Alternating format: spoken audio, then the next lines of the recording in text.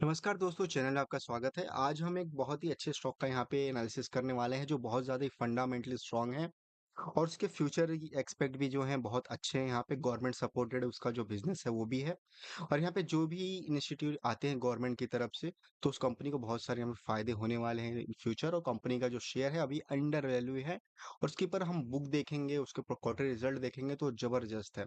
तो आज हम बात करने वाले हैं यहाँ पे जो स्टॉक है हमारा MV photovoltaic power limited. Company की बात करते हैं, 2007 में कंपनी इनकॉर्पोरेट हुई थी। इनका बिजनेस क्या है? पीवी मॉड्यूल और सेल मैन्युफैक्चरिंग का काम करते हैं, सोलार से रिलेटेड इनका बिजनेस है। स्टॉक की पी की बात करते हैं 21.2 है। जो इस टाइप के जो बिजनेस है यहाँ पे आप देखेंगे, यहाँ पे बहुत सारे जो कंपनीज हैं, यहाँ पे 56 का पार का हो गया, प्रीमियर का 32 है, डायमंड पावर का 70 है, एवलॉन का 89 है। तो मीडियन जो इसका 28 है, मीडियन से भी कम पीई में ये स्टॉक अभी ट्रेड कर रहा है 20.16 में।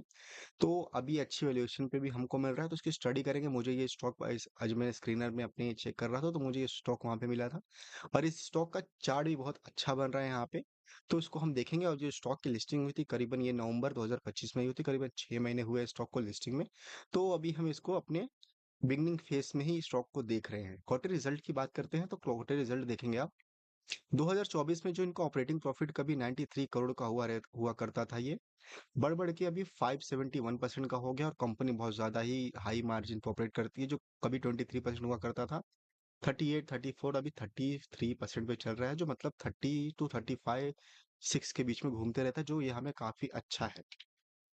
नेट प्रॉफिट कभी 35 कंपनी जनरेट करती थी, अभी 392 हो गया है कंपनी का। तो यहाँ पे देखेंगे क्वार्टर रिजल्ट में बहुत अच्छे यहाँ पे हमको देखने को मिल रहा है। सेल्स की बात करते हैं, सेल्स भी यहाँ पे इनका 555 करोड़ से बढ़कर पिछले 5 सालों में 10 गुना हो चुका है, 5050 करोड़ के आसपास चला गया है। ऑपरेटिंग प्रॉफिट 1734, ये जो है ईयरली बेसिस का डाटा यहाँ पे दिखाई हमको दे रहा है। तो आपको यहाँ पे फाइनेंशियल ग्रोथ बहुत ज्यादा देखने को मिलेगी।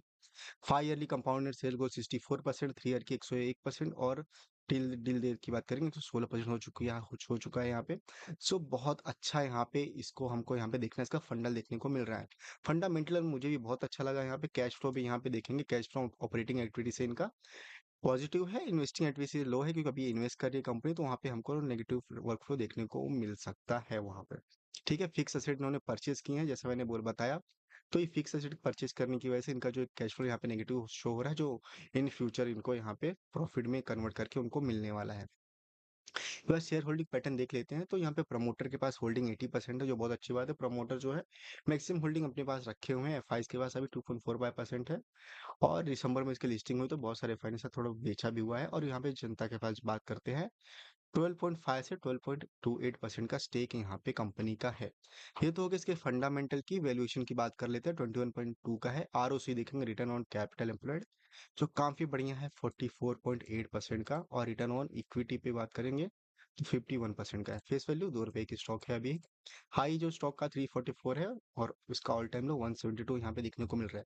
अब हम इसके चार्ट को स्टडी करके देखते हैं, चार्ट भी समझते हैं कि स्टॉक में क्या हमको चार्ट बेसिस पे दिख रहा है, टेक्निकल बेसिस पे, प्राइस एक्शन बेसिस पे क्या दिख रहा है। चार्ट की बात करते हैं, ठीक है। स्टॉक की बात करते हैं, स्टॉक की लिस्टिंग हुई थी करीबन यहाँ पे देखेंगे 212 रुपए के आसपास लिस्टिंग हुई थी नवंबर में 2025 में। और उसके बाद स्टॉक 18% तक नीचे गिरा था। इसका जो बेस लेवल है यहाँ पे 172 का ऑल टाइम हाई लो है। उसका लो से स्टॉक करीबन अभी 100% तक ऊपर जा चुका है। और 100% ऊपर जाने के बाद देखेंगे अभी यहाँ पे हमको एक बहुत ही अच्छा यहाँ पे पैटर्न देखने को मिल रहा है, जो स्टॉक यहाँ पे चल रहा है। इसके हम कुछ यहाँ पे बात कर लेते हैं, यहाँ पे कुछ मैं आपको बता देता हूँ। जैसे देखिए, स्टॉक ने यहाँ पे अपना ये स्विंग तोड़ा था, जहाँ पे बार बार वो नीचे जा रहा था यहाँ पे रिट्रेस करके। तो यहाँ पे स्टॉक ने अपना ये स्विंग को तोड़ा था, यहाँ पे रेजिस्टेंस जो था उसको ब्रेक किया था। उसके बाद देखेंगे ये रीटेस्ट करने आया था। अगर ऐसा कोई ब्रेकआउट होता है, रीटेस्टिंग होती है, तो हमको वहाँ पे अच्छा यहाँ पे मूव देखने को मिल सकता है। और यहाँ पे स्टॉक के साथ वो हुआ भी। रीटेस्ट करने के बाद करीबन स्टॉक 37% भाग चुका है, सिर्फ कुछ ही दिन के अंतराल में भाग चुका है। 1 महीने का ये यहाँ पे गेन स्टॉक ने दिखाया हुआ है। अभी हम बात करते हैं स्टॉक का भी। जो आप बोलेंगे स्टॉक बहुत ऊपर है, नहीं भी, स्टॉक बहुत ऊपर नहीं है।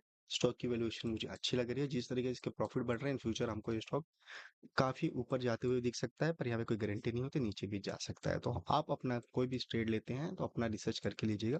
मैं यहाँ पे आपको लॉजिक समझाने वाला हूँ। तो यहाँ पे मुझे क्या देखने को मिल रहा है, यहाँ पे प्राइस एक्शन की बात करते हैं तो स्टॉक को देखेंगे। स्टॉक ने यहाँ पे इतनी ऊपर जाने के बाद स्टॉक कंसोलिडेशन फेज में चला गया है। और स्टॉक देखेंगे, ये देख रहे हैं यहाँ पे कुछ इस तरीके का स्टॉक जो है यहाँ पे कैंडल इसके बीच में बनती जा रही हैं। तो एज अ ऑब्जर्वर आपको क्या करना होगा, इसको आप अपनी वॉच लिस्ट में ऐड कर सकते हैं, इसको देख सकते हैं स्टडी करने के लिए। क्योंकि ये जब भी लेवल ऐसे बनते हैं, यहाँ पे कुछ ऐसे बॉक्सेस बनते हैं, तो बॉक्सेस जब ब्रेक होते हैं अपसाइड तो स्टॉक अपवर्ड जाते हैं, अब डाउनसाइड ब्रेक होते हैं तो स्टॉक जो होते हैं डाउनवर्ड जाते हैं। तो एक हमको यहाँ पे ब्रेकिंग पॉइंट ये देखने को मिल सकता है, स्टॉक की यहाँ पे पोटेंशियल बहुत ज़्यादा है यहाँ पे। ठीक है, तो इसका चार्ट पैटर्न हमको ये दिखा रहा है कि अभी जो स्टॉक है यहाँ पे कंसोलिडेशन फेज में चल रहा है, जब भी कंसोलिडेशन को ब्रेक कर सकता है तो हमको अपवर्ड मूव देखने को मिल सकता है। और इसकी बात करते हैं तो इसका कोई ऊपर रेजिस्टेंस अभी है नहीं, देखेंगे आप तो स्टॉक इस तरीके से कुछ मूव करता है, स्टॉक इस तरीके से कुछ मूव करता है, स्टॉक ऐसे कंसोलिडेशन फेज में जाता है, मूवमेंट देता है, फिर कंसोलिडेशन फेज में जाता है, फिर मूवमेंट देता है। और जब से इसने ये ब्रेक किया है कंसोलिडेट करने के बाद, तो ये मूवमेंट देने के बाद थोड़ा सा कंसोलिडेशन फेज में फिर गया था। ठीक है, वो स्टॉक फिर गया ऊपर, कुछ पैसे ही घूमने वाला है।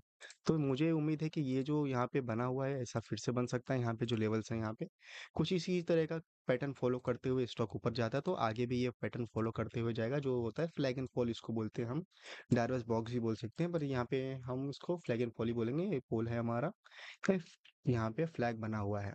तो इस तरह का कुछ यहाँ पे स्टॉक में यहाँ बना हुआ है, तो इसको आप वॉचेस में अपने ऐड कर लीजिएगा और इसको स्टडी कर सकते हैं कि फाइनेंशियल आप देखना चाहते हैं यहाँ पे, तो फाइनेंशियल स्टेटमेंट दे इसको पढ़ सकते हैं, देख सकते हैं।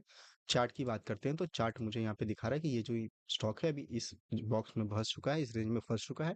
जब भी ब्रेक अप होता है या ब्रेक डाउन होता है तो हमें को यहाँ से नया डायरेक्शन स्टॉक के लिए देखने को मिल सकता है।